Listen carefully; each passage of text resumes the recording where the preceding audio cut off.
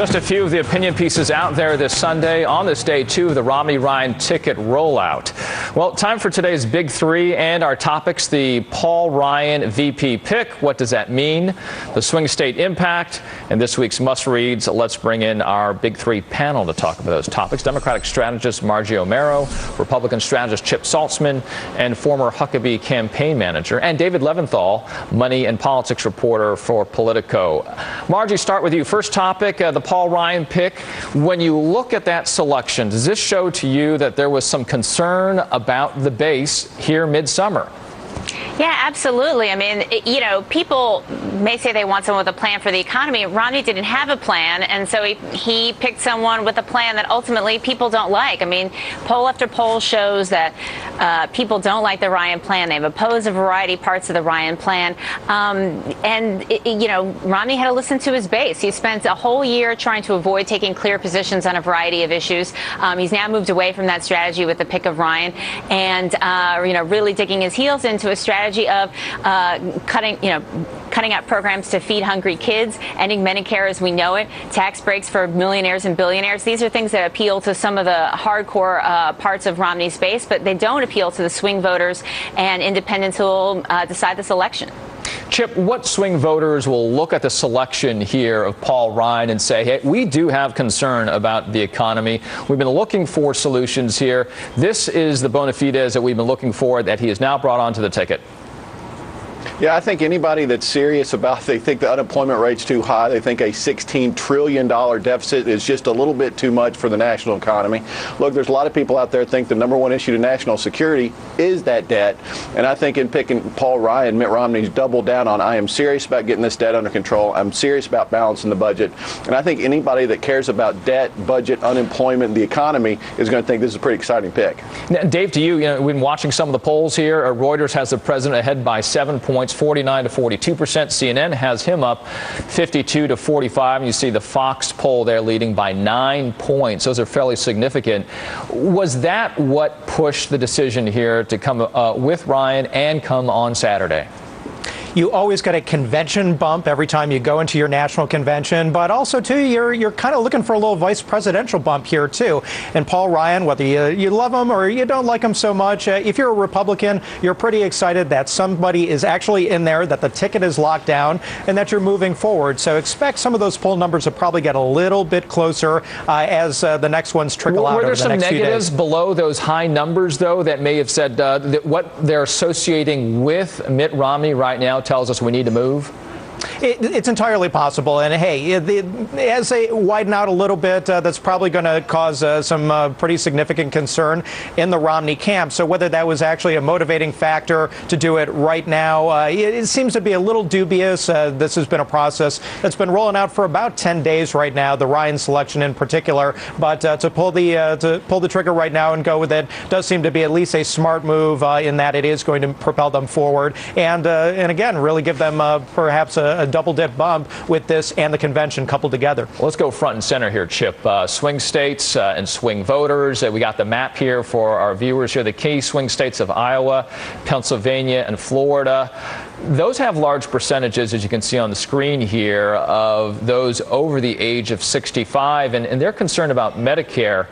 How do they play to that concern? Well, I mean, obviously, this is an issue the Democrats are going to try to push. But if you look at the plan, anybody over 55, it doesn't affect anything. And Paul Ryan's budget is the only budget out there. Look, we know the Democrats in the Senate has not passed any budget in 3 years. The president's budget got 0 votes in the House.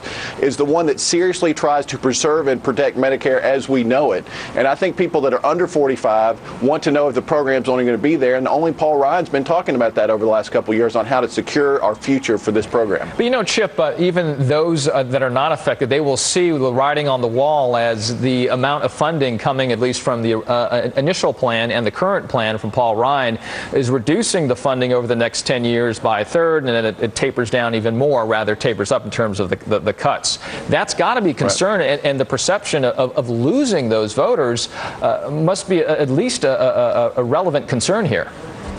Yeah, I think at the end of the day, this is a serious discussion. It's not about losing all the benefits. It's about protecting the program long term. And if we do nothing, we know one thing for sure, in 10 years, it goes away completely. 100% gone. It goes bankrupt.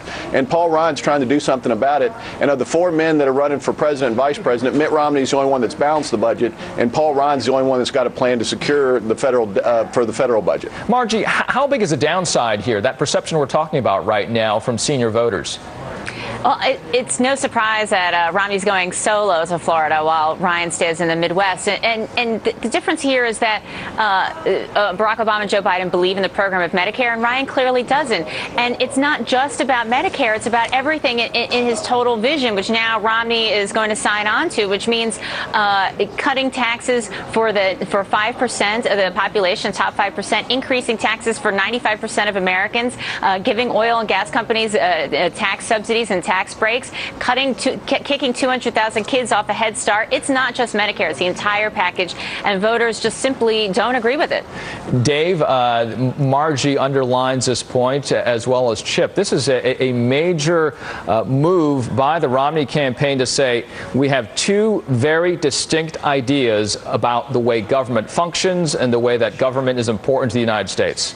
And by having somebody on the ticket right now, it really maximizes the Romney campaign's ability to spread across the country, to fundraise, number one, off of that. And you're going to see them breaking up and having some big dollar fundraisers going forward, but also tout that message in key swing states. And you got to remember that the game really comes down to about 10 or 12 key states around the country, like Colorado and New Hampshire and, of course, Ohio and Virginia. States like that no matter what the national polls say, the polls in those specific states are the ones where the numbers really are going to have to move for the Romney campaign, for the Romney-Ryan ticket now, to really give them a chance come November. Dave, Chip, Margie, stick around. When we come back, the big 3s, must-reads. Stick around. And we're back with the big 3 and your must-reads. Joining me again, we have Margie Omero, Chip Saltzman, and Dave Leventhal. Margie, we'll start with you. Your must-read is Cruel Budget.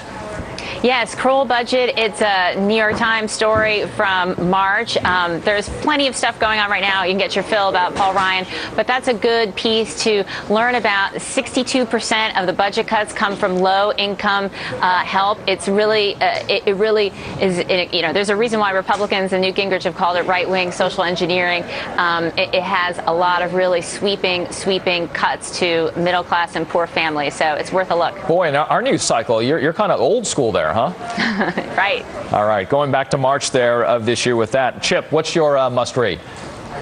A wonderful piece in Politico, kind of giving the inside the dugout version of the Ryan VP selection, talking about how they brought the sister-in-law in to kind of prevent the press from figuring out, and walking through the woods where he passed his old fort, his old treehouse. And I was kind of wondering, what was Paul Ryan thinking when he walked by his treehouse? How many hours did he spend thinking about probably working or playing football for the Green Bay Packers as opposed for being the VP nominee? So it's a great read on Politico. Yeah, he said that he really knew the woods quite well because he grew up in his home that he grew up in was also on that same street, right?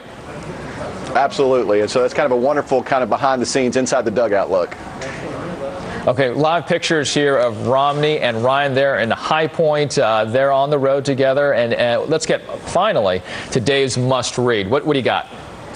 A great read in my hometown newspaper, the Buffalo News, which talks about 2 of the kings of super PACs, these outside organizations that can raise and spend unlimited sums of money and have been so critical in the presidential race. Well, Carl Forty is running Restore Our Future, which is supporting Mitt Romney, and Bill Burton is running Priorities USA Action, which is supporting Barack Obama. Both Buffalonians, and I guess at the end of the day it means that Buffalo wins, and, you know, us hometown guys love when that happens.